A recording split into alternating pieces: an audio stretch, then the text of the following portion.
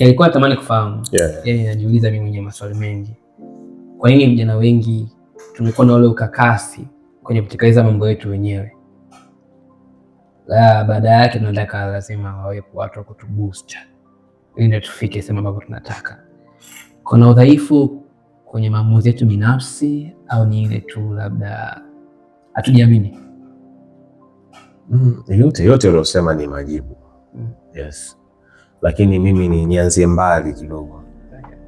Hizo changamoto zote mimi wanaona zinatokea kuanzia huko kwenye kujitambua huyu.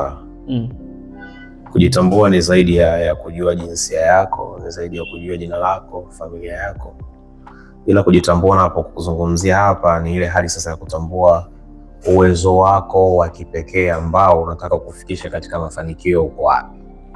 Yaani wewe Nazareth, kiacha jina lako na vitu vyako vyote, sasa hizi nikikuuliza unajitambua wewe kama nani? Kwa kujitambua kwako ndo utasema mimi na kipaji labda cha kuzungumza vizuri, so natamani kuwa public speaker, natamani kuwa MC, natamani kuwa mzungumzaji mzuri, au mimi nina professionalism, mimi ni mwalimu.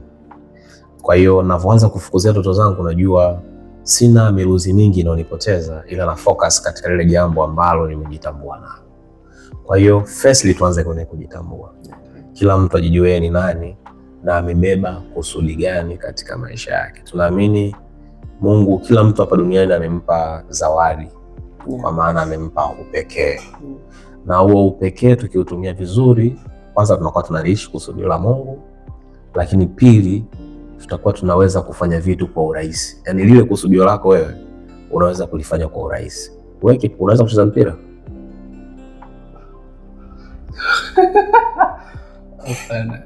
Lakini how Messi ana enjoy kucheza mpira? Kwa sababu lile ndo kusudi lake. Mungu amemleta hapa tu entertain sisi katika kucheza mpira. Wanasema simba tunamuita ndio mnyama hatari sana polini. Lakini vipi simba tukimweka baharini?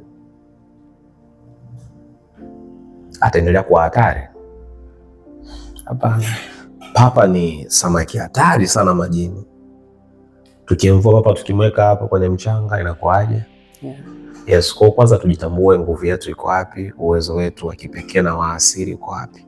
Je, ni kwenye kipaji, kwenye taaluma, kwenye uzoefu? Ukishatambua sasa hivi ndo uweke malengo.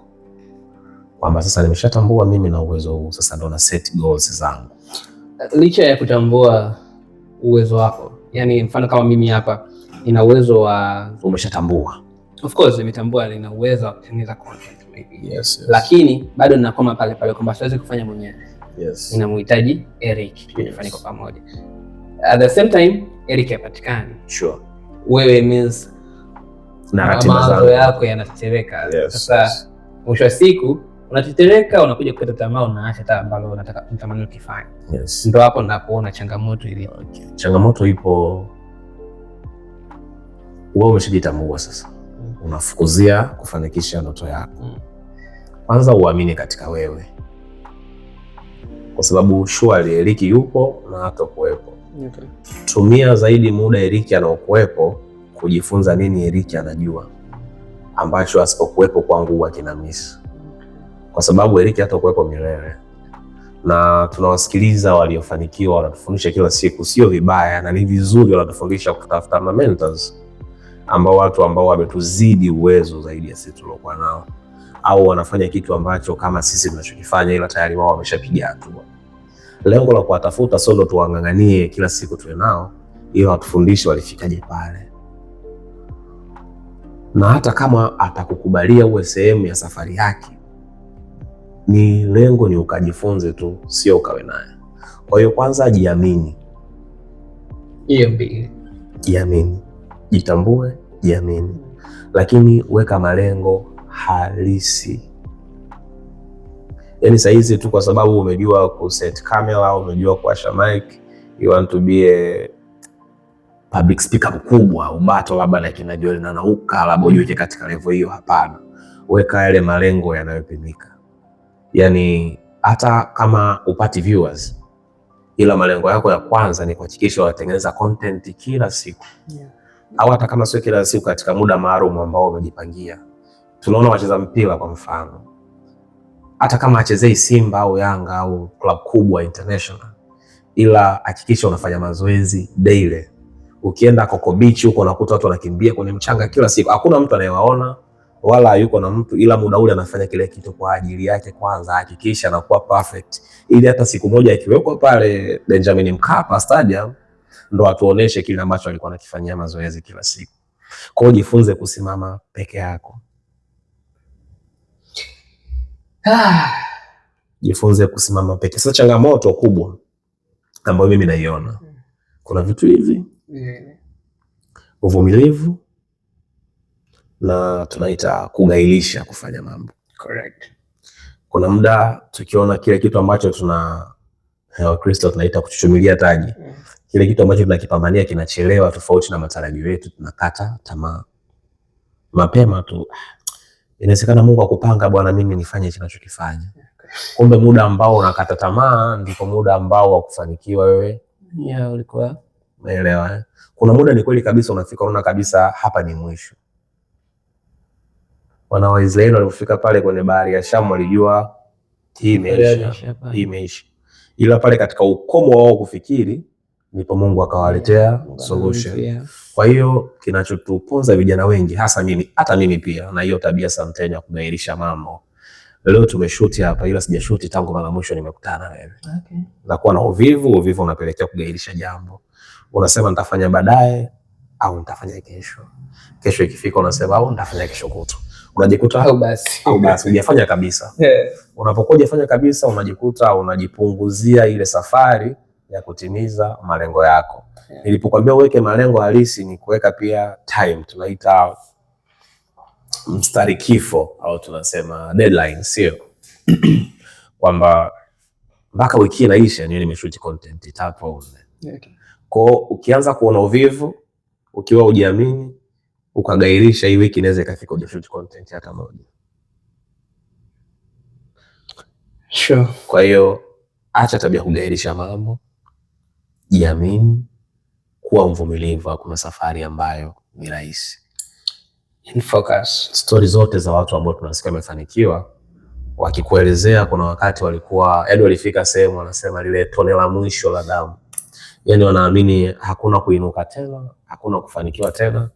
Ila pale ambapo walihisi ndio mwisho, Mungu pale ndo muda anataka jitwalie utukufu wake, anakuonesha kwamba sasa hapo kwangu mimi ndio mwanzo. Kwa hiyo jitambue, ukishajitambua ni nani, jiamini, weka malengo. Huku viwili vya kuvizingatia, acha tabia ya kugairisha mambo na kuwa mvumilivu. Mimi naamini tukisimamia hayo tunafanikiwa. Okay. Sio kwamba nimefanikiwa mimi, ila nimesema kwa sababu najua pia ni tabia ambazo zinanichelewesha na nikufikia malengo yangu. Yaani unaona kabisa hapa nimefeli kwa ajili ya uvivu wangu. Hapa nimekwama tu kwa sababu kuna muda nimeshakata tamaa. Well, ujumbe mmoja kwa kijana ambaye anakutazama sasa hivi kama mentor, kama brother, kama mtu ambaye angalau una uelewa au nafasi ya kumwambia kijana hapa sasa hivi. Ni hivyo, kwanza ajitambue. Unajua kujitambua ndo kumebeba hayo mengine yote. Sasa watu wengi tunajikuta tunaenda katika njia ambazo sio za kwetu. Na ukienda katika njia ambazo sio ya kwako, hiyo safari yako lazima itakuwa ngumu tu. Yaani kama samaki leo akijikuta mbugani, hataweza kusurvive. Au simba leo akijikuta yuko baharini, hataweza kusurvive. Kuhakikisha uko mahali ambapo ni sahihi. Ukishajua mahali ambapo ulipo ni sahihi, set goals, weka malengo yanayopimika. Okay. Yaani usicheze tu danadana leo papa unataka uwe kama Mbwana Samata. Brother. Huo ni uongo. Kuweka malengo yanayopimika, lakini jua hiyo safari ina changamoto nyingi sana. Kwa hiyo akili yako ikishajua safari ina changamoto nyingi sana, itakusaidia unapokutana na changamoto kuzikabili. Hapo ndo unakuja sasa kwenye uvumilivu na kutokugairisha mambo. Ukizingatia hayo mambo kadhaa tu, haijalishi safari yako itatumia muda mrefu kiasi gani, ila ukijipa moyo, ukiwa mvumilivu, focus. Mimi Mkristo, Biblia inasema tunayaweza mambo yote katika yeye atutiaye nguvu. Kwa hiyo amini hivyo. amini hivyo na mimi naamini hivyo. Yes, na mimi naamini hivyo pia. Ukifanikiwa kuvuka vikwazo vyote ukafika kwenye nafasi ya kusimama peke yako au kuamua kila kitu kwa nafasi yako, utaweza kushinda mambo mengi sana, kuanzia upande wa maamuzi, utekelezaji, and everything ambavyo vitakusaidia wewe mwenyewe kufikia ile malengo yako, hata kama Eric hayupo, Nazareth hayupo, and nobody atakuuliza umefikiaje hapo, kwa sababu ulipambana mwenyewe na unajua haswa ambazo umezipiga. Love you guys and have a good day. Ciao.